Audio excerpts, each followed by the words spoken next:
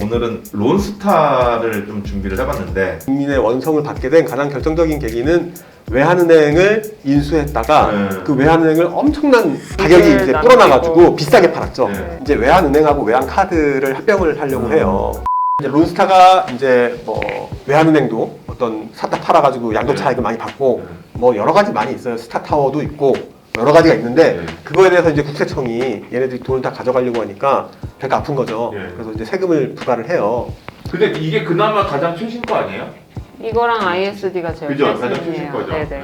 뭐 가장 최신 거라기보다는 원래 이제 그때 당시에 다 있었는데 ISD는 아직까지 지금 결판이 안 났어요. 국제소송 같은 경우에 이제 그래서 이제 양도세를 부과를 했는데 이제 이게 간단히 설명드리면은 이제 론스타는 이제 다국적 기업이잖아요. 맞아요. 미국에 이제 본사를 두고 있고 이제 우리나라에 들어오기 위해서는 벨기에를 한번 이렇게 거쳐서 와요. 벨기에가 그 조세가 좀 유리하다 보니까 다국적 기업들이 거기에다가 이제 많이 페이퍼 컴퍼니를 두고 이제 세금 절세하려고 그렇게 하거든요. 이제 그렇게 해서 양도세를 부과를 하니까 이제 론스타가 이렇게 하는 거죠. 야, 이거 왜 너네가 때리냐? 우리는 저기 미국 기업이고 벨기에 본사가 있는데 그럼 거기 미국이랑 벨기에에 내야지 우리나라에 내서 안 된다 이렇게 하는 거예요. 조약을 보면은 이게 조약이 이제 일반적으로 조세와 관련해서 이 다국적 기업이 어느 나라에 세금을 내야 되냐를 정한 조약이에요. 그리고 이게 우리나라, 미국, 우리나라, 벨기에 요것만 한정된 게 아니라 대부분의 나라들이 이런 식으로 상호 조약을 해놨어요. 이게 뭐냐면은 우리나라에서 어떤 근거지가 있고 이걸 보고 이제 고정 사업장이라고 해요. 고정 사업장이 있어서 그 사업장에 부가해서 벌어들이는 어떤 이익 요거는 우리나라한테 내라. 그리고 우리나라 부동산을 사고 팔거나 혹은 부동산을 사고 파는 실체가 있는데 부동산 소유한 법인을 사고 파는 형식으로 한 그런 경우 다 우리나라한테 소득을 내라. 근데 그 외에는 미국에 내라. 한마디로 론스타가 있는 설립된 회사, 설립된 그 국가에 이제 세금을 내라. 이제 이런 식으로 다 달아놨어요. 이제 그러다 보니까 론스타가 이제 미국 회사고 벨기에 뭐 본 적이 있고 이러니까 우리나라 못 나겠다 한 거죠. 근데 뭐 법원에서 이거 어떻게 할 수가 없습니다.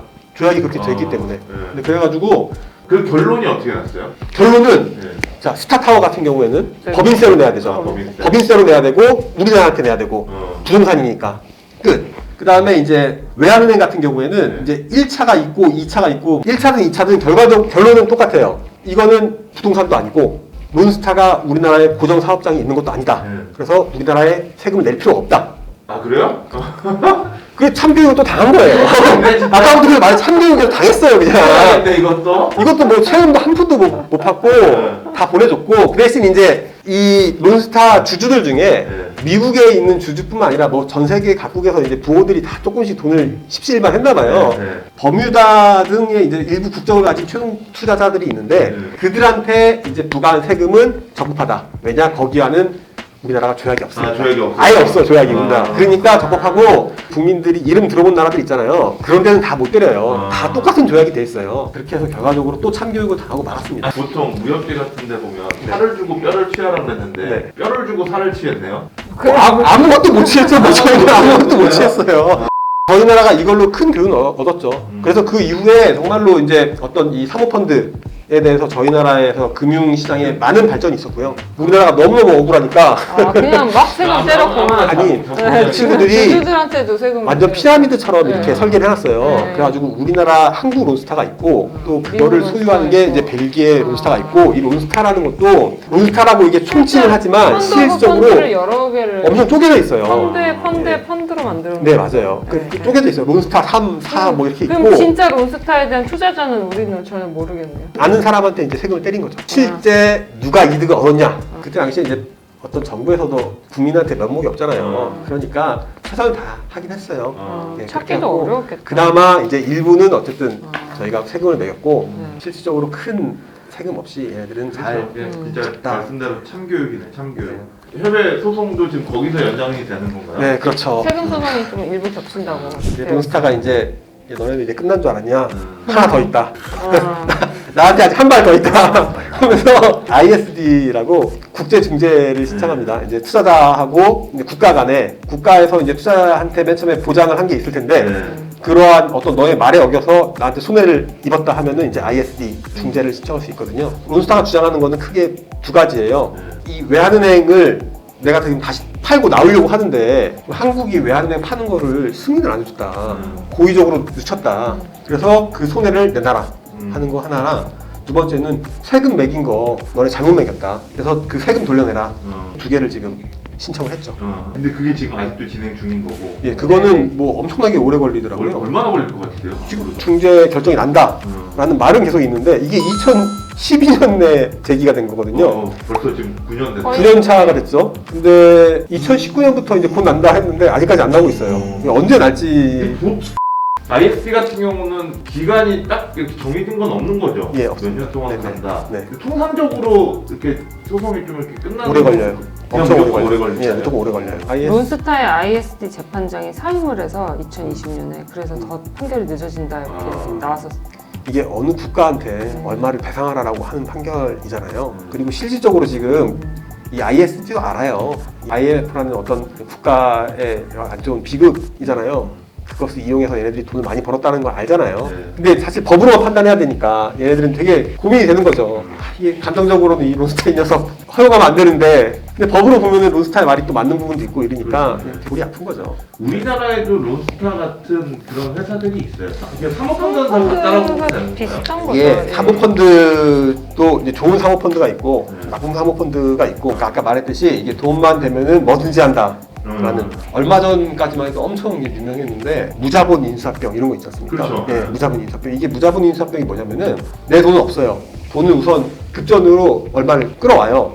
그리고 이제 회사를 사면서 그래 내가 나중에 뭐 돈 얼마를 이렇게 줄게. 그 대신 내가 주는 단계에 맞춰서 이 회사의 경영권을 나한테 줘. 이렇게 하면서 요 단계에 맞춰서 요 경영권을 가지고 이 회사의 자산을 계속 팔아요. 예. 이 회사의 자산을 계속 팔아가지고 돈을 주는 거예요. 결국 내 거 가지고 내가 메꾸는. 심하게 말하면은 100억짜리 회사를 인수하는데 가야 되니까. 1억도 안 가지고 이렇게 인수를 해버리는 거예요. 그렇게 해서 회사를 사서 계속 부동산 같은 거 다 팔고 자산 다 팔고 직원들을 다 자르고 이렇게 해서 구조조정을 하는 거예요. 그러고 나서 흑자처럼 보이게 한 다음에. 그러면 회계상으로 엄청 좋아질 수밖에 없어요. 왜냐면은 어떻게 조금 적자라는 거 다 쳐내버리니까. 예, 그러니까 그래가지고 더 비싸게 파는 거죠. 그렇죠.